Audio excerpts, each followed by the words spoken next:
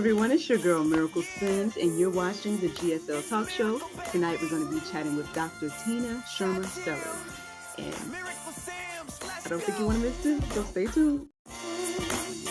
Yeah, it's a miracle, baby. Shot chill, Miracle Sims, let's go. I'm good, but I bet you wish it I would have a one night affair. Say what? But figure out that I'm not the type of girl that goes. Yeah, it's a miracle, baby. Shot You wish it I would have a one night affair. Say what? Welcome back to the GSL Talk Show. I'm here with Dr. Tina Shermer-Sellers. How you doing?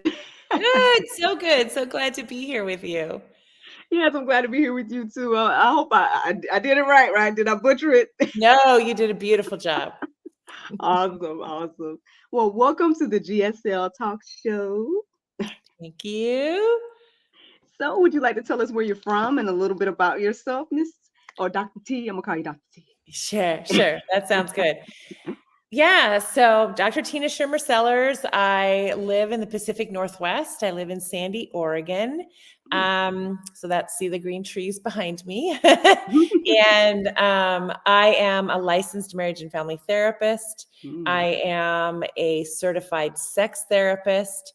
I am a medical family therapist. I've worked as an academic professor for 28 years in family medicine and in marriage and family therapy and medical family therapy. And I have written 2 books, and I have retired from that academic position now. I ran an institute that trained physicians and therapists and clergy in sexual health and understanding their sexual biases, because most people don't know, but those professionals, even educators too, we don't get that education when we go through grad school, but we're dealing with people whose lives are what I always say is bio, psycho, social, spiritual, and sexual. That's what the human condition is. And so people actually think we've got training in all of those areas, but we often don't. And so I ran an institute for 9 years called the Northwest Institute on Intimacy that did a bunch of training on trying to help people kind of raise their competency level with regard to a more comprehensive approach to care. And I have since passed that on to the next group of people that are going to take that forward. And now I run an organization called anonarising.org. And it is an organization to care for or support physicians and therapists that have gone on to study psychedelic-assisted therapy and the role that that can play in healing trauma. Since there's so many people that are living with trauma, it is a way to kind of expedite that healing and really liberate people to live a more satisfying life. And so because we're at the very beginning of that, legalizing all of that in the United States, I wanted to create an organization that really was super high in ethics and patient care. We have an equity scholarship fund. We have an Indigenous reparations fund. So how to do this really well and hold people really well so that they're free to do really good work. And that's part of what I'm doing right now. But yeah, I've got 2 books, bestsellers, and they've been just a joy to have in the world because it's just put me in contact with so many amazing people and helped me be a part of people's healing, which was super fun. And yeah, that's kind of who I am. I'm also married. I have 4 kids, all grown, and 2 amazing granddaughters who are the loves of my life. Yeah, that's me. Wow, that is amazing. Sounds like you have an amazing full life. Yeah. And I mean, there's so many great things to go down on the rabbit holes and talk about. But I guess my first question for you is like, what kind of drove you to the type of work that you're doing now? I mean, I guess first starting with the therapy and things of that nature, and then obviously niching it down to the sex therapy and marriage and all those different things. I would love to know what kind of got you on this path. That's such a great question. I always love that question. I started out as a junior high and high school teacher. Mm. and realized that so many of my kids, the kids that I was teaching, were having a hard time learning because of things going on at home. Mm. It was like they had a Mhm. white noise machine in their head turned on high and they couldn't hear, right? Because they were so worried about all kinds of things. And so I thought, oh, I really want to go study family therapy and see if I can do something to support families so that when kids are going to school, they feel free to be able to learn, right? They're not worried about people. Yeah. And so I did that. And while I was in school and shortly out of school, I became really interested in the way that we do medicine in the United States. So often people who are living with chronic illness, nobody is there to talk about how that chronic illness is affecting their life, their quality of life, and their relationships, their children, their partners, their parents, whatever.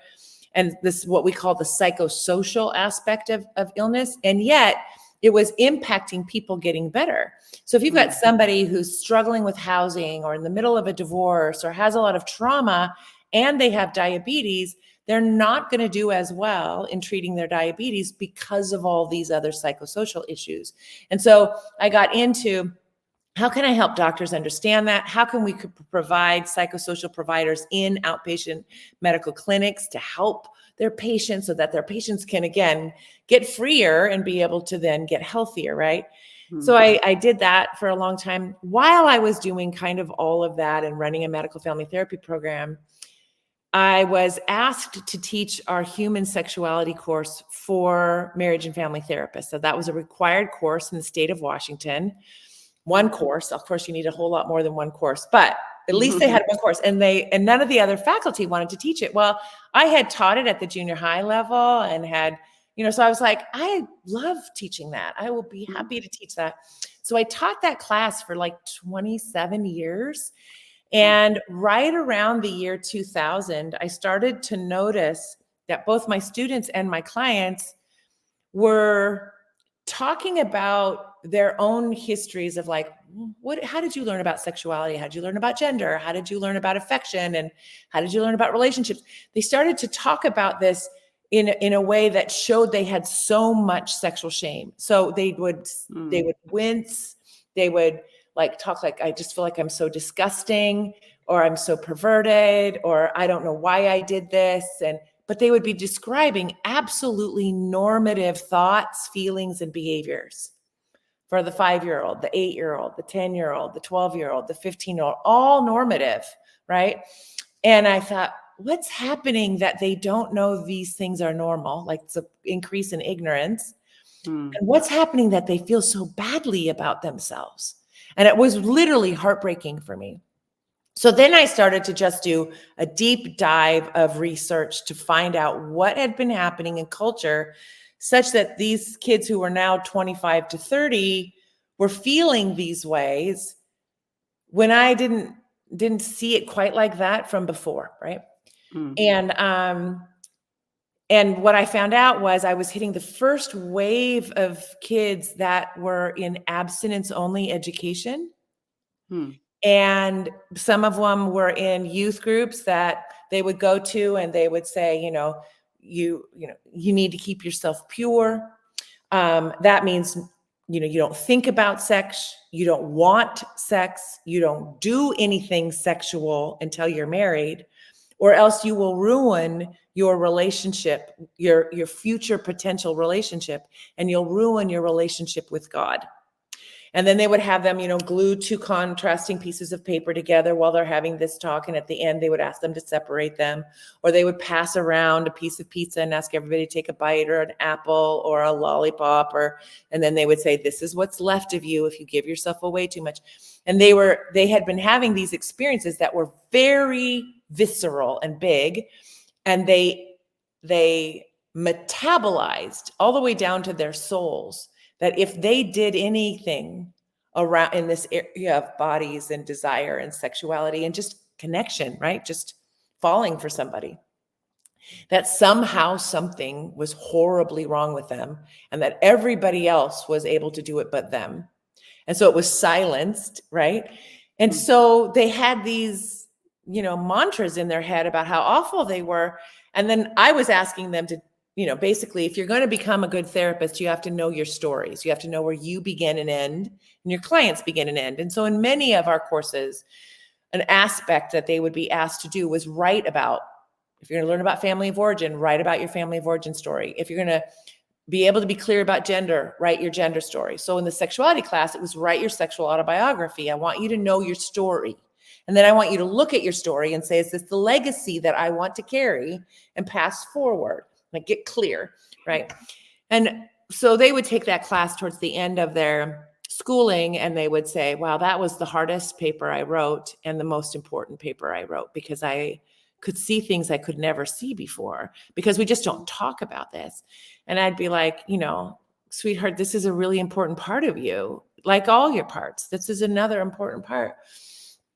And so I just began to see something happened. And as I began to talk about it and present on it and say, the United States got involved in abstinence education, which was religious-based education, publicly funded across the United States. And we had some pretty significant shifts in the socio-political climate in the United States beginning in 1980. It really hit a tipping point in the mid-90s, which was where my students were, right? They were hitting 15, 16 around that time. And then I was getting them, 5 years, 10 years later. And so I'm like, we have to start talking about the impact of this, because so many of my students were describing symptoms that looked like they had experienced childhood sexual abuse, but they had not in the typical way. So we just started really looking at what happened that damaged their naturally evolving curiosities about bodies and sexualities and connection and pleasure and all of these things. And so I started writing about it, doing lots and tons of research. And in 2006, I wrote an article for an online journal called Theology and Culture. It was called The Other Journal, Theology and Culture. And the title of the article was Christians Caught Between the Sheets, How an Abstinence-Only Ideology Hurts Us. And I ended up hearing from people around the globe. And all I was doing was saying, here's what I'm seeing. And it's concerning to me, because I don't think it's what we as people are meant to experience in relationship to our own bodies, or in relationship to love and touch and all that. And then I realized I'd hit a nerve, that I was actually talking about it differently than anybody had yet. And so that started me on the journey of writing the book, Sex, God, and the Conservative Church, Erasing Shame from Sexual Intimacy, which took me 11 years to write. So it came out in 2017. And now it's been such a huge part of so many people's healing. Because I kind of said, how did we get here? Like, what's the arc of what happened in the development of Christianity from the very onset, to now? Was it ever sex positive, or has it always kind of had this sex negative thing? And if it has been sex negative, i.e., desire is bad. If men act out, it's women's fault. It's these sort of ideas that have been a part of Christianity for a while. I'm like, was it ever positive? Well, I didn't find it in Christianity from the 4th century forward, but I did find it in ancient Jewish writing, in scripture, and all kinds of beautiful stories, gorgeous stories, just about what a relentlessly loving God we have, and how our bodies and sexuality are good, and all of this. And I thought, I've never heard these. So we did a whole chapter just putting those out there. And then I talk about how you heal sexual shame, how you can integrate sexuality and spirituality into your life if you want to, in a way that feels life-giving to you. And so that the book isn't really long, but it covers really important things that people have. I mean, it's still selling as much as it did at the very beginning. Yeah. Well, congratulations on that. I mean, again, sounds like a lot of good, amazing work you've been doing. I mean, I'm sure probably a lot of people, one way or another. I mean, I've heard this concern about purity culture and things of that nature. I can't necessarily say that I experience what other people have in regards to that. So I'm not going to take anything away from their testimony about experiencing the things you described about, people teaching it to them in that way. Yeah.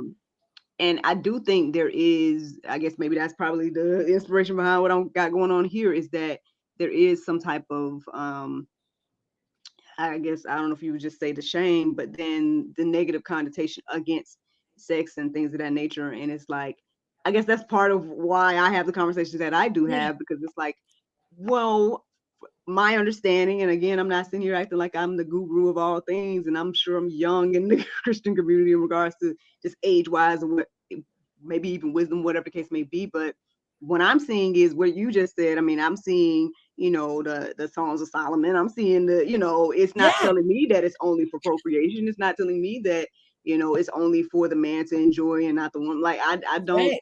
see that in the word when I'm studying and stuff. So I don't know where those narratives come from, and Right. why they've been pushed so much. So where now we're in the situation we're in today. Now I don't know if I can say that I disagree with, again, what the Bible is telling us about how the order it should be in and things of that nature. Because I think we see a lot of results of it not being, when it's out of order, how that looks across in a lot of different Mhm. ways, Mhm. whether it's breaking down of families or whatever it is, but on the flip side too, I don't think sex or the desire for, or whatever the case may be, should be looked at this as this horrible or bad Right. thing, which I believe Right. God created it as a gift, and it's a beautiful thing, Yeah. so I guess we all got to find some balance there. I don't know. Right. I keep saying I don't know. I guess I could have make my assumptions as to why the things have gone the way they've gone. I mean, and of course I can always say, oh, it's just a spiritual thing, spiritual attack, things of that nature. So I understand that side, um, but just humans having normal conversation. Why is it that?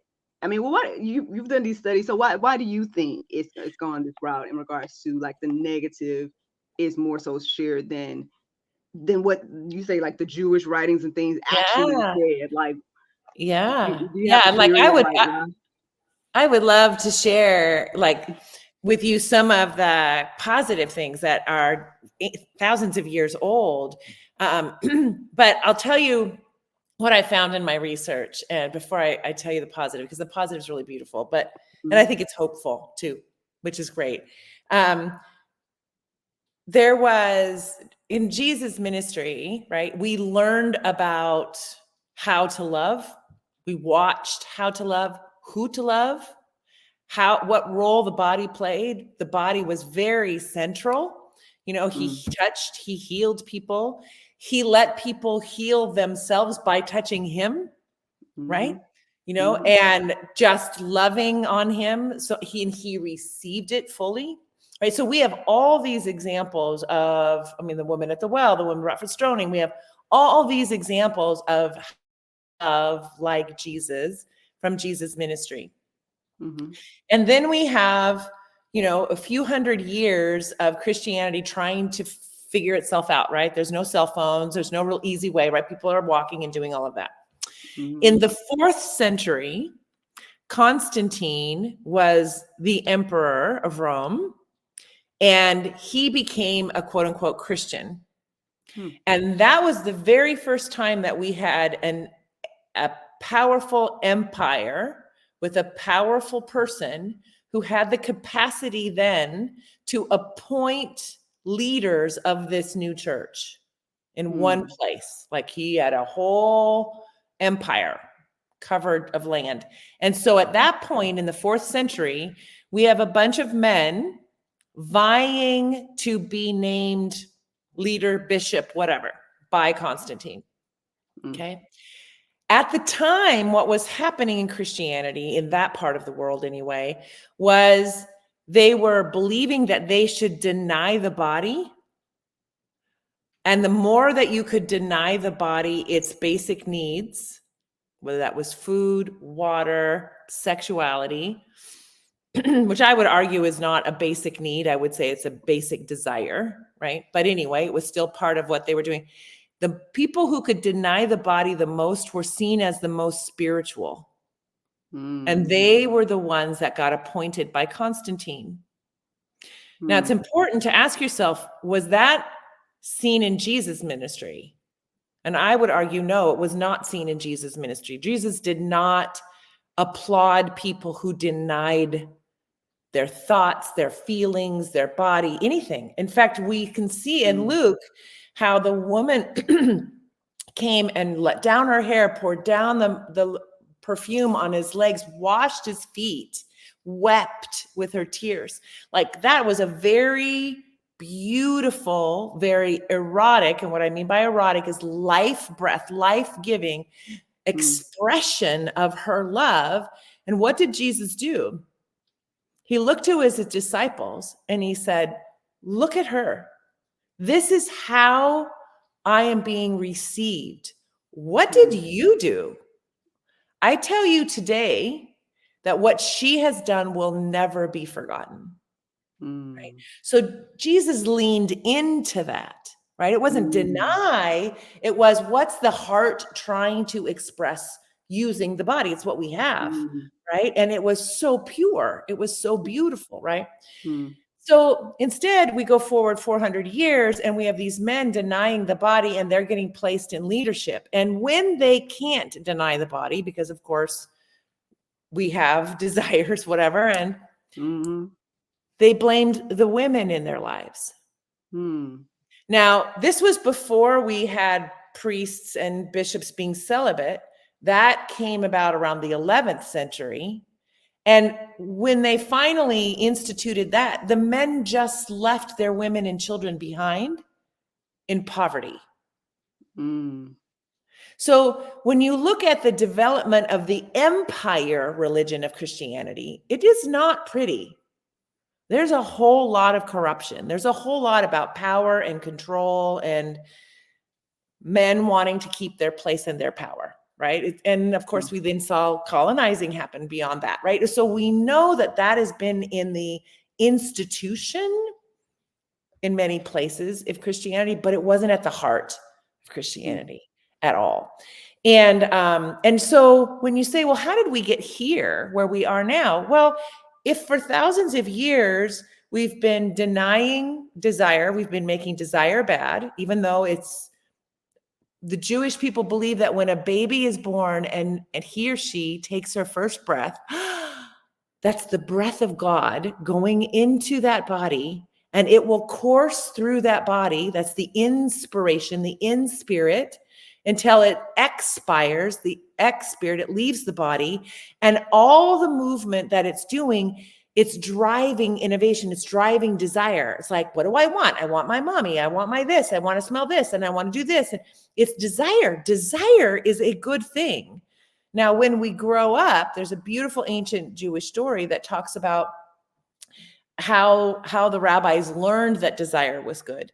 And basically, they had asked God to take it away because it felt like it was too powerful. And God said no. And then when God did take it away for a bit, there was uniform depression across the town. That hens stopped laying the eggs. The bankers stopped working. Everybody stopped. Everything stopped. And they went back and they said, okay, we get that desire is good in driving us forward and helping us run our lives, but can you just take this one away? And God said, no, with every great gift I give you the responsibility to manage it. And so desire is literally what the word erotic means. It's just like it's life force, right? But we must manage it. It needs to serve love and justice. If it doesn't, if it's self-serving in any way, it's going to be destructive. And so we can do that. We are capable of minding our P's and Q's, of making decisions, being responsible for what we say and what we do. We raise our children to be, honey, you're responsible for what you say and what you do. This is part of what God was giving to us too. Like, you have a great gift. Now use it for good. And if you have an impulse that's not for good, manage it, rechannel it, right? And so, but we've never done that. We've never taught that. And core inside Christianity was desire is bad. We're going to ignore it. We're going to put it underground. And then when it's underground, it finds its expression in hurtful ways because we've never taught that it's there, it's good, and here's how you manage it. Like, you Mm. can manage it. You're a big boy, you're a big girl, you can manage it. You know, just like all the other things you're learning, you can learn this too, but we don't do that. And so then you say, well, then what happens when we then in 1980, we started instituting abstinence education, which was, we know now because we've done research on it, 80% medically inaccurate. So basically, it was religious education telling kids don't, but not giving them the education they need about here's what good friendship looks like. Here's what body autonomy looks like where your body begins and somebody else's ends. Who has responsibility? We need to respect each other when they say no. What does a no look like? What is consent? You know, just all the different things that you need to talk about when you want to raise an emotionally intelligent, relationally intelligent, sexually intelligent human. You need to teach these things. We never did. We still haven't done it yet. We only have 18 states in the United States right now whose sex education is required to be medically accurate. That's it. Everywhere else, they can do whatever they want, which is often not giving kids what they need to know how to know exploitation or know how to have boundaries or know what they have the right to, or, you know, like all of the things like. And so you've got kids being exploited. You've got a rape culture, right? Because we can keep not doing anything about it. It's silent as far as education goes. It is not silent in the media. So in the media, we show violence against women, sexual violence against women all over the place. So also beginning around 1980 was video games, okay, which began to have a whole lot of violence against women. Music videos, the internet came on board around the mid 80s, right? We had all these things that started to happen that continued to do violence against women and sexual violence against women. And then we wonder, you know, we have pornography, right? A whole nother thing that has free pornography is largely funded through exploitation, right? By lying to young 18-year-olds, getting them down to Miami or whatever, you know, where they're not required to use prophylactics, and filming and literally destroying their lives in 3 months. And we sell this, right? A lot of violence against women. And this becomes the primary educator of our public around sexuality. So where we really see it is in heterosexual relationships, right? We have a man who was raised up on media that said women are disposable. Women are there for your pleasure. You do not have a responsibility to her. You've got women who've been told the same thing. You need to be there for him. You need to make sure he's happy, right? Nothing about her pleasure, her boundaries. Then they try to form a relationship and they don't know how to talk about sexuality. He doesn't know how to treat her. She doesn't know how she wants to be treated. They start having transactional sexual experiences. Well, it's Saturday night, we better do it, which isn't what he ultimately wants in his heart, and it's not what she wants, but they are completely unprepared to have an actual communicative, lovely, varied relationship where she says, gosh, you know what sounds really fun to me tonight is to just run a big bath and sit in a bath with a glass of wine and just talk about our weeks because it's been so crazy. Can we do that after the kids go to bed? And he's like, yeah, that sounds great, because he knows he's going to get her heart, right? And but he's not thinking, I have to move through my arousal cycle inside your body. He's thinking, I can take responsibility for if I need to move through my arousal cycle or she needs to move through her arousal cycle. We can do that on our own. What we can't do on our own is intimacy. And that's something that we have to co-create together through talking about the fact that we have a right to do this, and we have a right to do it in a way in which we both are happy with whatever we decide to do, whatever it is. It doesn't have to look the same as yesterday or tomorrow or whatever. It just needs to we need to feel connected, and we need to have fun, pleasure together, right? And so I see very clearly the arc of how we've got to where we are now. We had a whole season where we talked about family values, but actually we were not supporting families or supporting family values. We were not providing comprehensive sex education. But what we were doing is shutting down conversation, removing the regulations from media so media could do whatever it wanted. This happened in 1985. Same with our banks. So it was really about growing capitalism. And it really was about further colonizing, right? We just elevated the lives of some people and really made difficult the lives of others, right? Because capitalism started to grow an income gap that we had never seen before in the United States. And we have it going now, and it is driving everything, right? And so, people like me who've been in healthcare, been in mental health care, been around sexual health and family health and relational health, have been able to see what's been going on. And I honestly don't have enormous amount of hope that we have enough good people in politics to say, we're not serving our people well. We're not. And we care about that. That's actually the oath we took, right?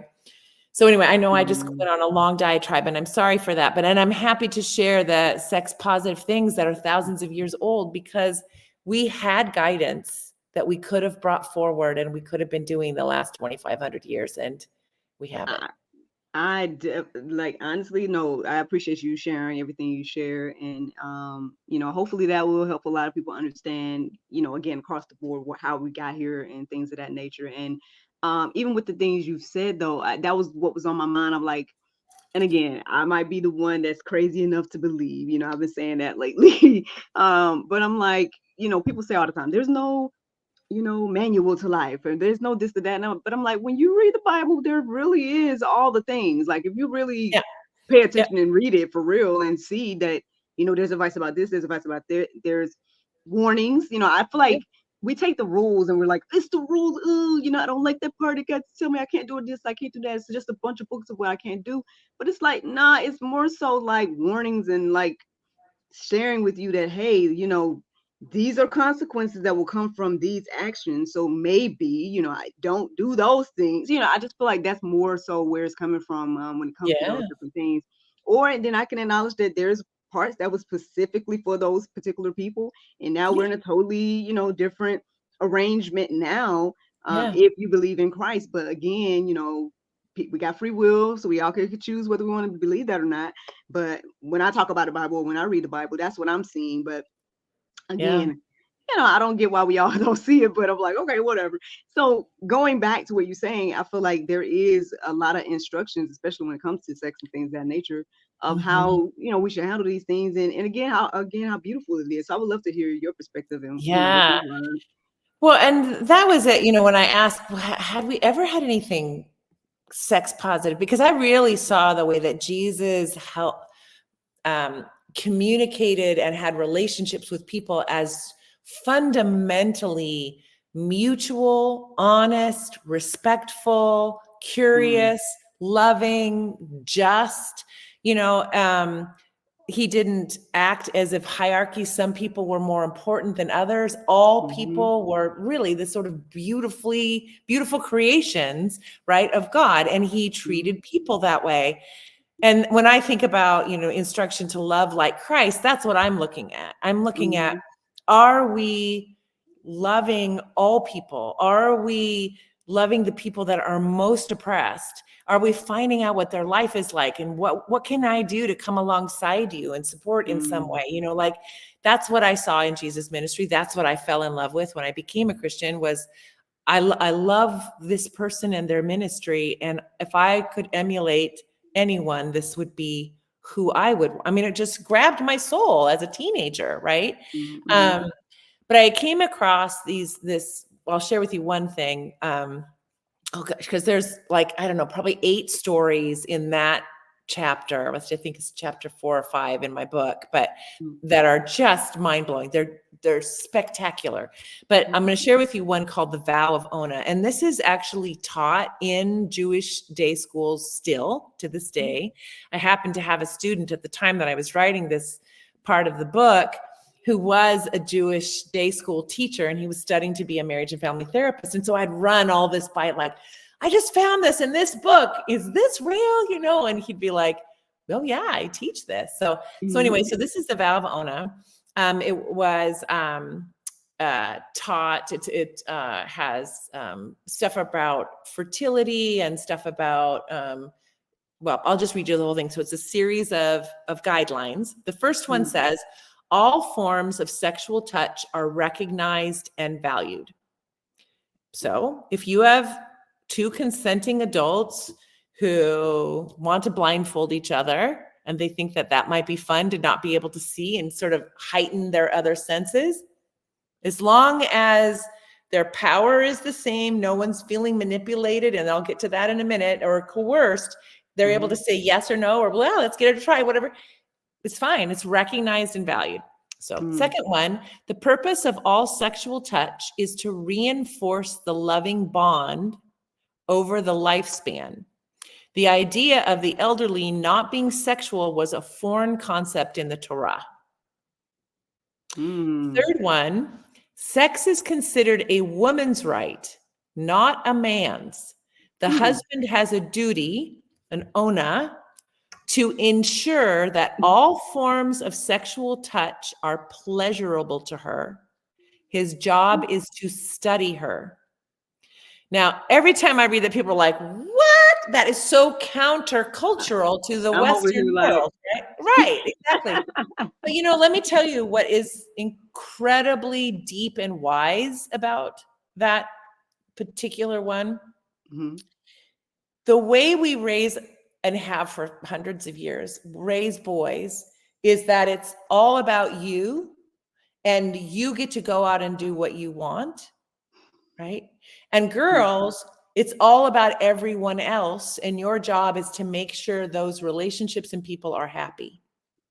So she's raised to pay attention to other, and he's raised to pay attention to himself. Well, when they live their life that way, he pays attention only to himself and what he wants, his career goals, whatever. She's paying attention to everyone else, everyone else, everyone else. What happens at midlife in the 50s?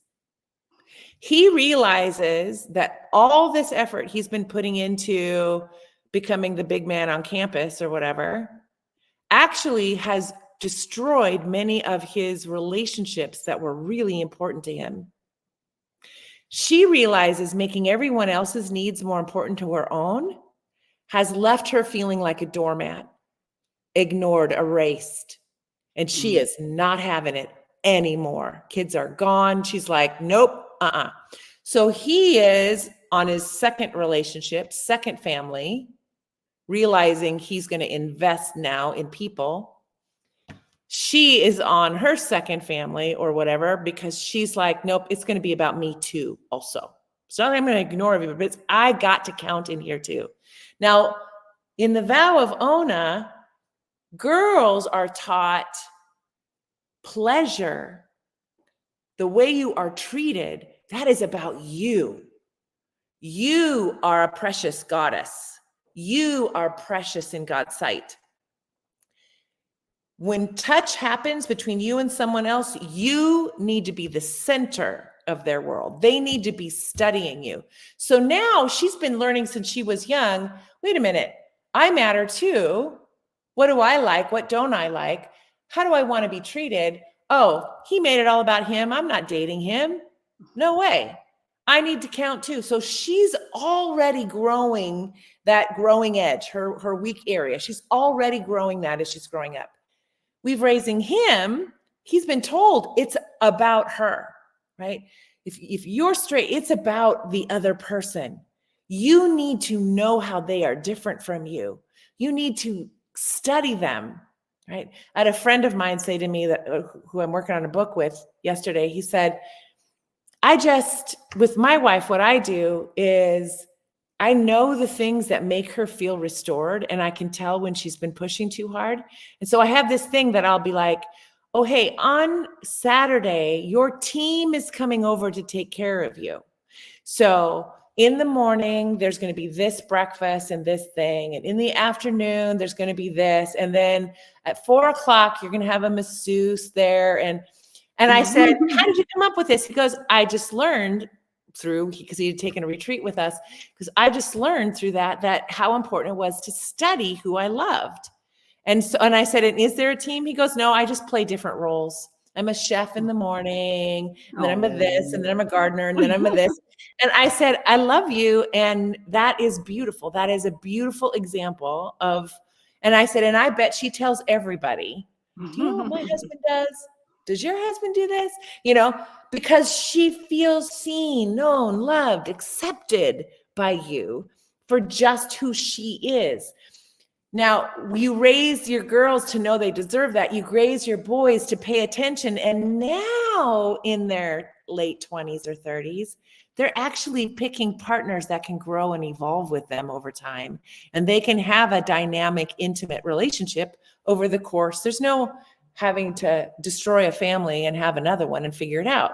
So this, even though this idea is like, whoa, it also is profoundly wise with the nature of humans, right? The nature of what women will tend to do and men will tend to do, and culture supports that.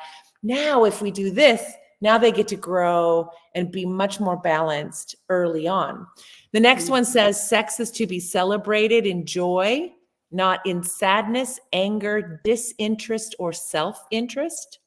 Now imagine we could be teaching this as we teach sex education, right? We could be teaching this. It makes such a difference. They would know about consent and all that. Sexual enjoyment is recommended also at times when procreation is impossible, when using, or like for when using contraception or during pregnancy, or when behaviors may not result in pregnancy. Okay, thousands of years old. Sex for selfish, personal satisfaction without regard for your partner's pleasure is considered wrong and evil. And that word evil in the Torah is rarely used. And it was used there. And, you know, you see how much do we see of sort of selfish sexuality occurring, not just outside of marriages, but inside marriages too. I mean, I want to be really clear that people take those habits straight into their relationships, right? A man is never to force or coerce his partner to be sexual through emotional or physical tactics. Like it's been 2 weeks and they start to pout or whatever. Sex is not to be used as a weapon against a spouse, either by depriving sex or compelling sex. Like I'm angry with you, so therefore I'm withholding, right? That's a weapon. It is considered serious offense to use sex in any way to manipulate or punish a partner. And the last one is all forms of sexual touch are permissible as long as they are truly desired by both partners. That's the vow of Ona. That's thousands of years old. We can run our dating life on it. We can do sex ed on it, and we can run our intimate long-term relationships on those principles alone. And they were never brought forward into Christianity. I mean, well, we should. It sounds like we should. I mean, it's, you know, so where would you said that's part of the Torah? It's some of it's in the Torah, some of it's in the fertility, the Jewish fertility guidelines. It's called the vow of Ona. Yeah. And it's all written in my book. Yeah. With all the references. Okay. Well, I mean, I'm glad that you did a deep dive and whatnot, that, you know, you were able to kind of, you know, look into these things and stuff, and give us all something to look into as well alongside of your book. I would love to, you know, hear your perspective of like what you are seeing going on in marriages and whatnot. Because I've been like, our very first episode here on the GSL talk show was talking about the importance of sex in marriage. And, you know, we had a lovely couple called the Englishes. So shout out to them. They came and showed a little bit about and shared a little bit about their journeys and whatnot. And it was the, you know, in their particular situation, the male had the high drive and the, you know, the female, you know, may not have seen that or whatever the case may be, until it got to the point where he felt like he was almost going to cheat or something like that. And they had that conversation. And so they're in a better place now, but, you know, they shared their journey and stuff. Y'all can watch the episode. Yeah. But but I think you brought up an amazing point as well when we talk about the female side, because I feel like that's me in a lot of ways. Like I feel like I have a higher drive than my husband because he's so focused in being the man and doing all the things, and I'm over here like, Yeah. which I mean again leads to all the amazing things such as GSL and everything that God has me doing. However, it's still a struggle that I feel like isn't really being talked about, the woman's side of Yeah. that conversation. And Yeah. you know Yeah. and not to say that he's depriving me for Right. the purposes, for example, that you mentioned earlier of like um what I can't remember the exact words you said a second ago, so my apologies, but like a weapon, yeah, like Yeah. not Yeah. saying it's meant to be a weapon per se, but I just feel like, I mean, I definitely want to do more things centered around that conversation. So, well, because I know I'm not the only woman. I know personally Yes. other Sure. women that are still going Yes. through that as Yes. well. Yes. And wives in particular, is what I'm talking about, that are like, I mean, and then when I read the Bible, it tells me that, okay, I know, not in Corinthians, I can't remember where it's at, but it's pretty much this verse is talking about, how couples should come together unless they want to take time to pray and fast, Yeah. whatever case Right. may Right. be, but they're supposed to mutually agree to that and then Yeah. come back together, not too Right. long, like come on back or whatever the case Yeah. may be. And because of the temptations, because of everything else that's involved with a couple not being intimate and whatever. So, as the marriage guru, you know what I'm saying? And I would love to hear, like, whatever wisdom you want to bestow upon us in regards to those things. And, Yeah. hopefully you encourage us to, I'm all team more married sex out here. I'm out here trying to do my Yeah. part and share with the people, like, don't deprive your spouse and be da da da. But I mean, it's totally different to come from another perspective of, an adult. Yeah. So please. Well, I'll tell you what. The word sex is sorely misunderstood. Mm, Okay. So I always like to start with, what are we talking about? mm, So is sex penetration? Is sex ejaculation? mm, Is sex, like, let's talk about what's good sex? What kind of sex is worth having? Um, I would say that sex is any intimate touch between two people who are committed to each other, and in this context that we're talking about anyway, they're committed to each other and they wouldn't be doing this with anybody else. Like their agreement is, we're going to do this with each other.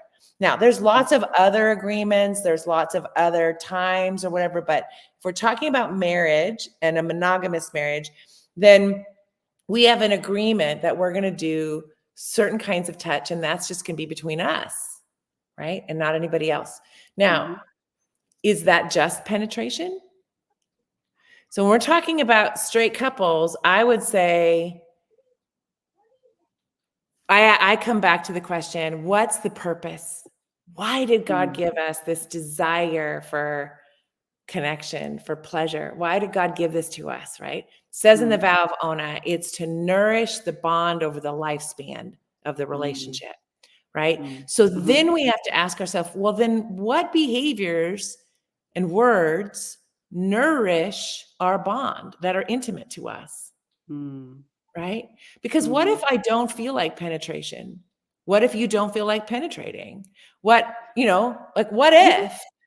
So, what if we were to say the purpose, and this is what I hear from lots of people, the purpose of sex is to nourish our relationship, to nourish our bond.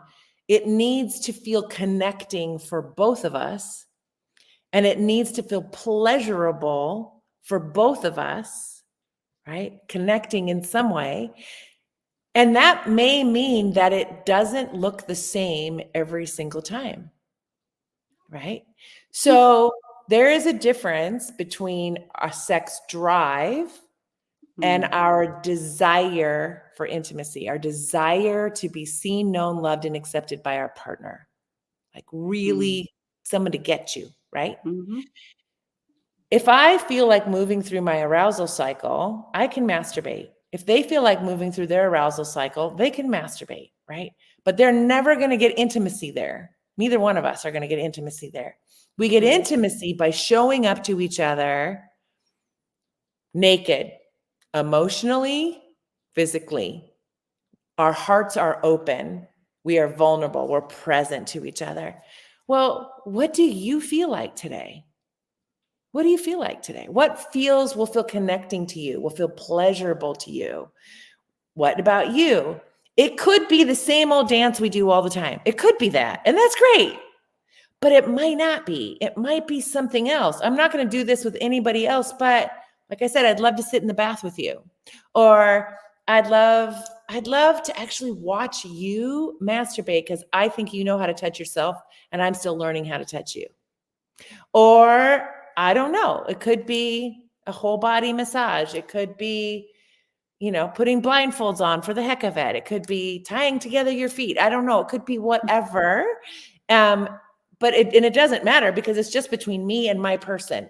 And as long as we're okay with it and there's no coercion or manipulation, who cares? That is fine for us, right? Our job is to craft an intimate relationship that nourishes our bond over the lifespan of our relationship, which means I have to let it be flexible. I have to let it be the behaviors that we do. I need to be able to listen to you. You need to be able to listen to me, right? If we do the same thing every single time, so often you've got straight couples that get married. He thinks he needs to have sex X number of times, or she thinks she needs to have X number, and it needs to look this way. Then there's no conversation about whether that really works for you, whether we need to maybe change it up a little bit this time. There's no conversation about that. But we don't eat the same food for breakfast every day our whole life or dinner. So what makes us think that we're going to want to do that the same way every day and be okay with it? So you wonder why people check out. They're like, I don't feel free to be able to say I want to do something different. I think they're going to get mad at me. So I just do it, but my heart's not there. I can't tell you how many people I've talked to, the high desire partner says, where I've said, what's it like for you to have sex with your partner when it doesn't feel like they're into it? And they're like, I don't like it. It feels bad to me, but I just don't know what else to do. So it's what I do. I'm like, what if we could figure out a way to design it where they actually want to show up? I don't know what you're going to do yet. That still has to be decided. But what if you could get her or him with their heart open and like, yeah, I'm totally down for this with you, my person. You're going to find intimacy will grow. Your knowledge of each other will grow. And I'm like, take a night and one person take oil and bless every part of the person's body, starting at their feet.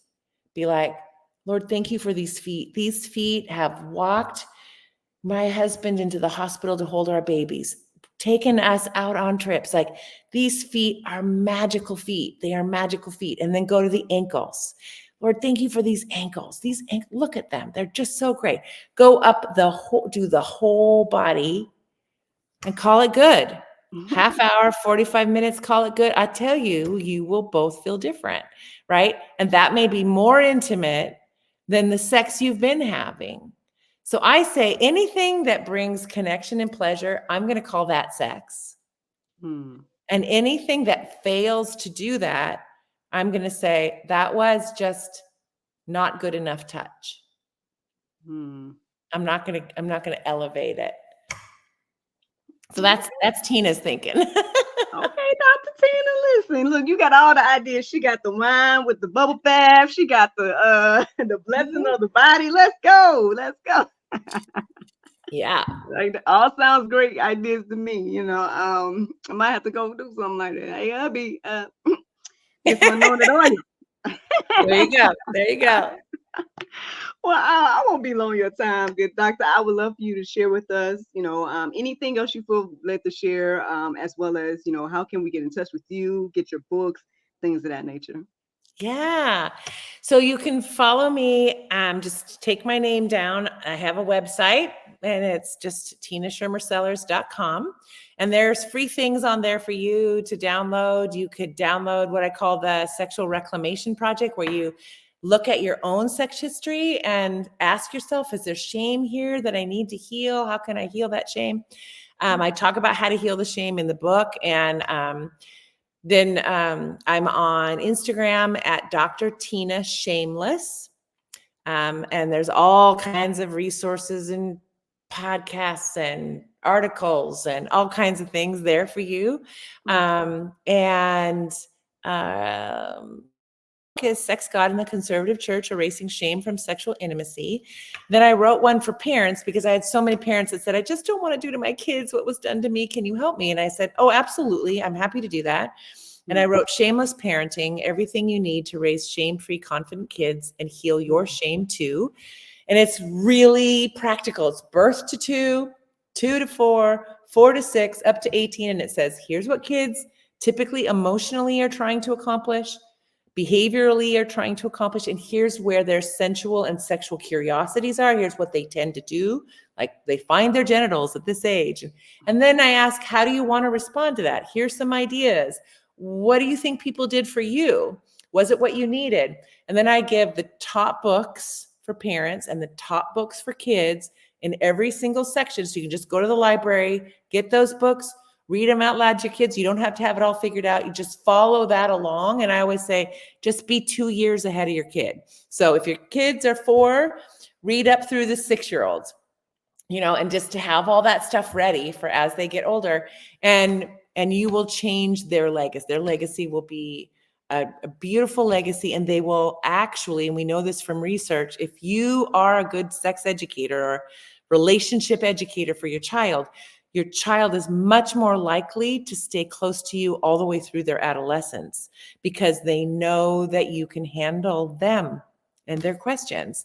And that's what parents want. Parents want their kids to not go underground and be out there doing things that they feel scared about. So one of the ways to help your kids stay connected to you is become a good relationship and sex educator. And that book will help with that.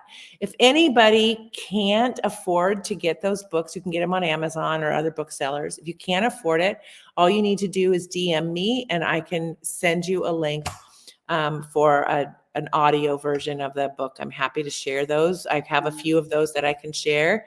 I don't want anybody to not be able to get it because it feels too expensive or whatever. So yeah, just try to make it available for people to help them out. That's amazing, man. That sounds like a good conversation to have you come back and talk about, especially the parenting part. Like Sure. we got to get on it. I feel like we definitely have to have, these conversations, and not just be trying to depend on the government or whatever to teach our kids, whatever the case may be. We need to take that role up. Yeah. And so, yeah, man, you're always welcome to come back on here at the GSL Talk Show. I really enjoy talking to you. I loved it. Yeah, it was so great to be with you, Miracle, and I'm happy to come back anytime. You just let me know.